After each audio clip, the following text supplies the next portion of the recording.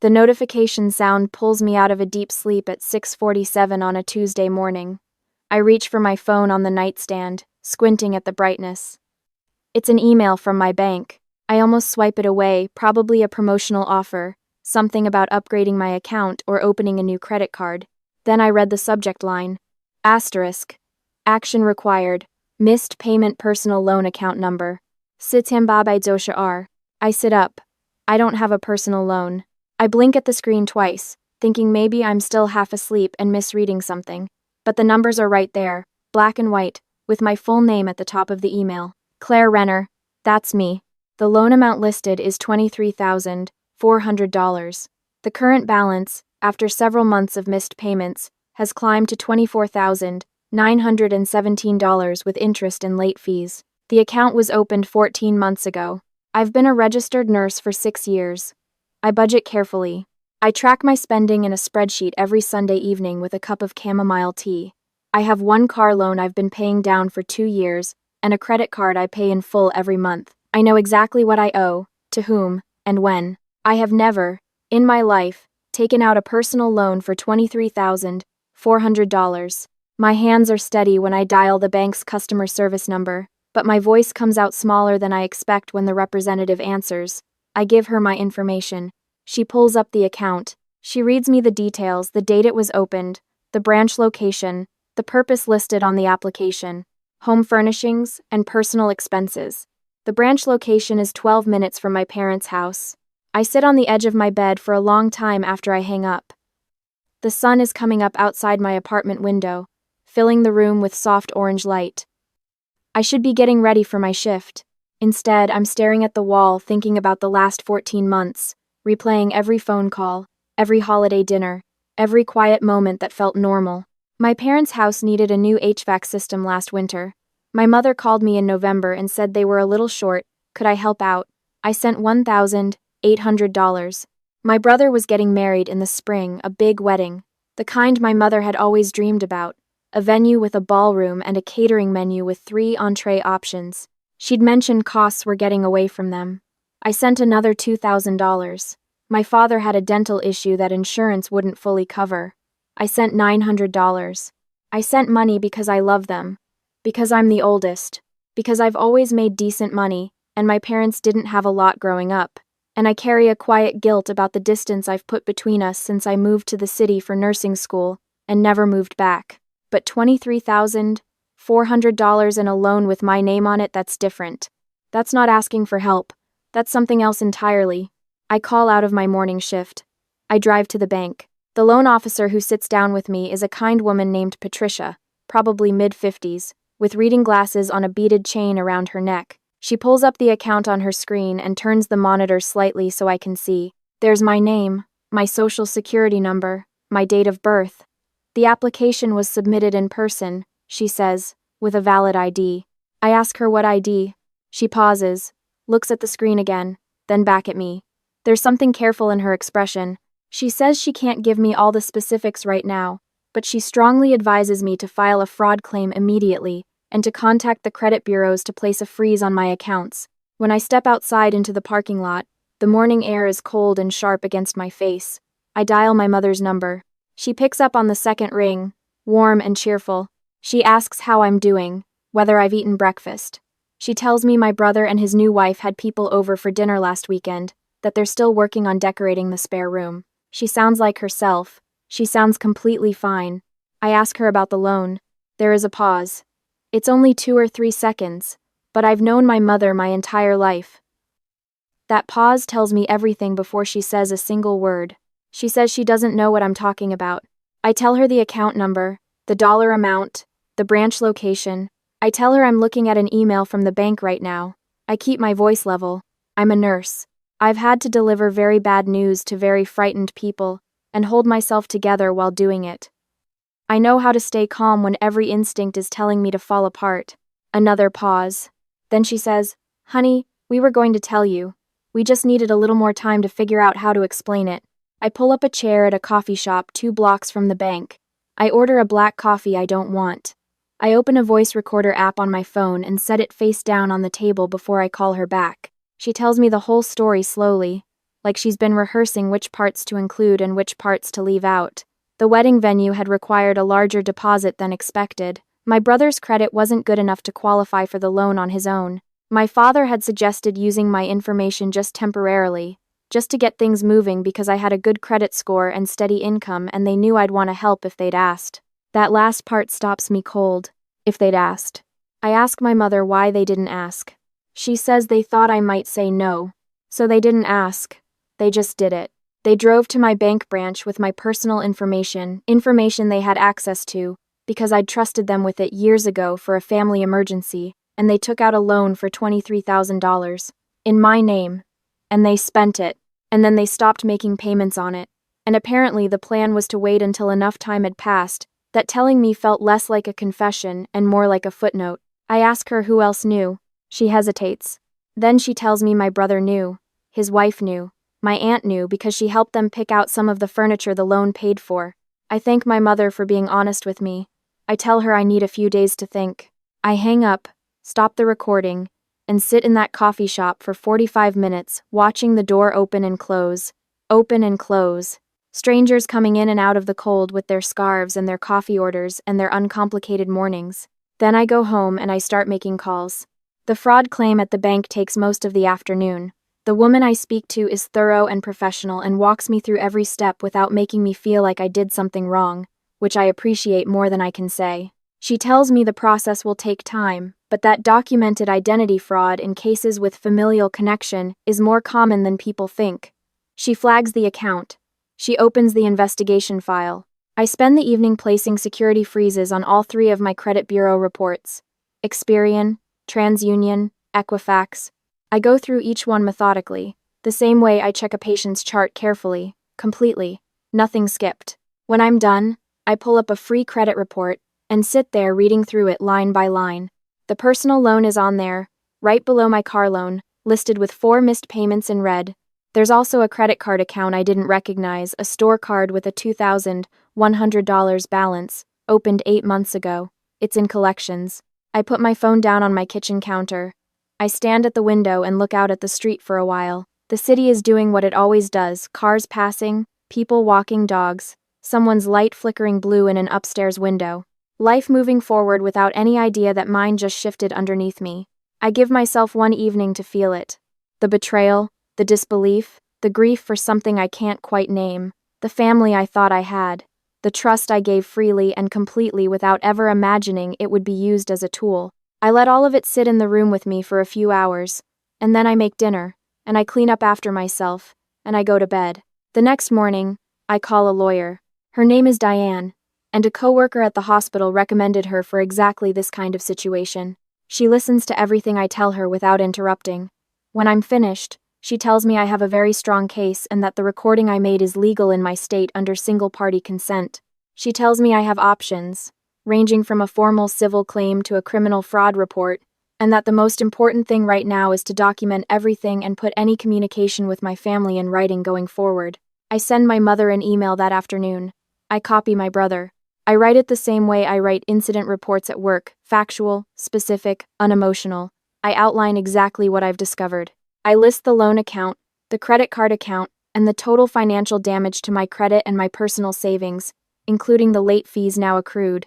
I tell them I have filed a fraud claim with the bank and placed freezes on my credit reports. I give them 30 days to contact the bank directly and work out a resolution. And I tell them that if I do not hear from the bank within that window that the matter has been addressed, I will be moving forward with a formal police report for identity theft. I sign it with my full name. I send it. My phone rings 11 minutes later. It's my mother and I let it go to voicemail. My brother calls twice within the hour. I let both go to voicemail. Then a number I don't recognize calls. And when I check the voicemail, it's my aunt, speaking very fast in a low voice, telling me I'm blowing this out of proportion and that family doesn't do this to family. I listen to that one 3 times. Then I add her number to my blocked list. That night, my brother sends a text. It's long, several paragraphs. He starts by explaining that the wedding was important to Mom, that the venue deposits were non-refundable, that his credit situation was temporary, and he fully intended to pay the loan back. He says he never meant for it to go this far. He says he's sorry. And then, buried in the 3rd paragraph, He writes something that I screenshot and send directly to my lawyer. He writes, "You've always had more than the rest of us, Claire. We figured you could handle it." I could handle it. $24,000 in debt, accruing interest in my name, 4 missed payments on my credit report, a credit card in collections, but I could handle it. I've been handling things my entire life. Handling the family finances when mom and dad were struggling. Handling the distance and the guilt and the expectation that success means owing everyone around you something. Handling the unspoken math of being the one who left and made something of herself, as if achievement is a debt that never gets paid off. I forward the screenshot to Diane. The 30 days move slowly. I keep going to work, keep taking my shifts, keep showing up to the hospital and doing my job with everything I have. I don't talk about what's happening to anyone except Diane and my closest friend, Petra, who sits on my couch on a Saturday afternoon and listens to the whole story and doesn't say a single word until I'm finished. Then she asks me what I need. Not what she thinks I should do. Not what she would do. Just what I need. I tell her I need this to be over. She squeezes my hand and stays until it's dark outside. My mother tries to call 5 more times over the following 2 weeks. My father calls once he's quieter by nature, and I suspect he's been pushed to reach out by my mother. My brother sends 2 more texts. I read them all. I screenshot them all. I forward them all to Diane, and I don't respond to any of them. Not because I'm being cruel, but because everything that needs to be said is in writing, has already been sent, and the only communication I'm interested in receiving is confirmation from the bank. On day 26, I get a call from the bank. The loan account has been contacted by a third party, my brother, with an arrangement to begin repayment. Diane calls me the same afternoon with an update. The credit card in collections has also been addressed, disputed successfully through the fraud claim process. The damage to my credit score is being documented. It will take time to fully repair, but the fraudulent accounts will be removed from my report. I freeze outside my apartment building after hanging up, holding my phone, listening to traffic passing on the street. The afternoon is cold and gray. A woman walks past me with a stroller, her hair blown sideways by the wind. A delivery truck idles at the corner. I exhale a breath I feel like I've been holding for 30 days. But the relief lasts about 48 hours. Because on a Sunday evening, when I'm eating dinner alone and trying to watch something completely mindless on television, my mother finds a way around my blocked number by calling me from a neighbor's phone. I almost don't pick up because I don't recognize it, but I do pick up, and it's her voice, and she's crying. She tells me I'm tearing the family apart. She tells me my brother is under enormous stress. She tells me my father's blood pressure has been high and she's worried about him. She tells me that none of this would have happened if I'd just been more available, if I hadn't moved so far away, if I'd answered the phone more often when they called. She says that's why they didn't ask me for help, because they were afraid I'd say no, and that fear came from somewhere. It came from the way I'd been pulling away from all of them for years, and maybe I needed to think about my own role in how this family has gotten so broken. I don't say much. I let her finish. And then, quietly, I tell her that I love her. That I love all of them, that loving someone and allowing them to hurt you are 2 different things, and I have spent a very long time confusing the 2. I tell her I need time and I need distance, and I hope that someday we can have a relationship that doesn't cost me everything I've built. I hang up. I block the neighbor's number. I sit very still for a moment, and then I go back to my dinner. My lease is up in 2 months. I've been thinking about this for a while, the idea of a fresh start, a different city, a place that's mine in every way that matters. I'd been hesitant because of the loan, the down payment I'd been saving for so carefully, had felt out of reach with the uncertainty hanging over everything. But the accounts are being removed, my credit is repairing, and I have been carefully, quietly, methodically setting money aside since I was 22 years old, because something in me always knew that the safety net would need to be mine. I open my laptop that evening and start researching apartments in a city I visited once and thought about often. Asheville, North Carolina, tucked into the mountains, full of hiking trails and good coffee, and people who seem to have figured out how to build a life that actually fits them. It's not close to my family. It's not a place they'd drive to easily. That used to feel like a loss. Tonight it feels like a direction. I spend the next several weeks making quiet decisions. I give notice at my apartment. I transfer within my hospital network to a position in Asheville that had been posted for 2 months. I start packing boxes. Not frantically, but steadily, one shelf at a time, one drawer at a time. the way you do when you want to be present for the leaving instead of just surviving it. Petra throws me a small going-away dinner at her apartment. 6 people, wine, good food, laughter that goes late into the night. At the end of the evening, when I'm putting on my coat to leave, she hugs me for a long time and tells me she's proud of me. I tell her she's the best person I know. Both of those things are true. The drive to Asheville takes 7 hours. I leave on a Thursday morning in early spring, my car packed with everything that matters to me, the rest sold or donated or left at Petra's place for safekeeping. The mountains come into view in the late afternoon, ridgeline after ridgeline folding into the distance, blue and green and impossibly still. I pull over at a rest stop just past the state line and step out into air that smells like pine and cold water, and I stand there for a few minutes with my hands in my jacket pockets, just breathing. My phone has a voicemail from my brother that I haven't listened to. My mother's last email, sent 3 days ago, sits in my inbox unread. My aunt has sent 2 messages through a secondary platform, which tells me she's aware she's blocked everywhere else. None of it requires my attention today. I get back in the car. I drive the remaining hour and a half through mountain roads that wind and rise and open up into views that feel almost too wide to look at directly. I find my new apartment building in a neighborhood full of old trees and painted front porches and neighbors who wave from their yards. My landlord meets me with the key. The apartment is on the 2nd floor, with windows on 2 sides, an afternoon light that comes in golden and warm. I carry my boxes up the stairs myself. It takes 3 trips. That evening, I sit on the floor of my empty living room, with takeout I ordered from a Thai place 2 streets over, eating with chopsticks and listening to the sounds of my new neighborhood. A dog barking somewhere down the block, wind in the trees, someone playing guitar on a porch I can almost see from my window. The city settling into its evening the way cities do gently, without asking anything of you. I think about my mother. I think about what she said on that last call, about pulling away, about availability, about my role and how broken things got. I've turned that over many times in the weeks since. There's a version of that conversation where she's right about some of it, where I did pull away, where I did build walls along with boundaries, where my absence made a kind of silence that got filled with bad decisions. I can hold that and still know that what they did was wrong. Both of those things can be true at the same time. But I also know this: the people who love you don't use your absence as justification for using your identity.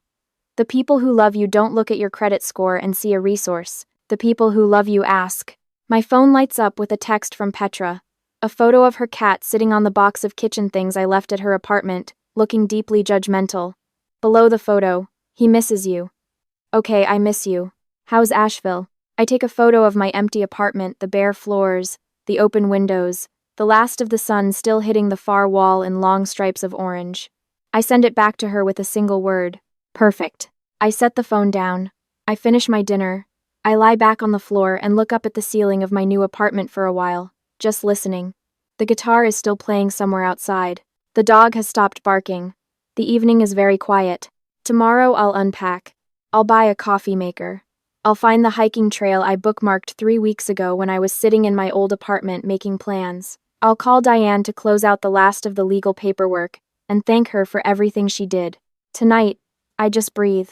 For the first time in a long time, maybe the first time in years, there is not a single thing I owe anyone. No money, no explanations, no apologies for getting out and staying out and building something they couldn't take from me. No quiet guilt humming in the background like static on a radio I forgot to turn off. Just this room. Just this silence. Just me, and everything still ahead. I close my eyes. Outside, the mountains are dark and enormous, and completely indifferent to the small, ordinary miracle of a woman starting over. I've never been more grateful for either of those things.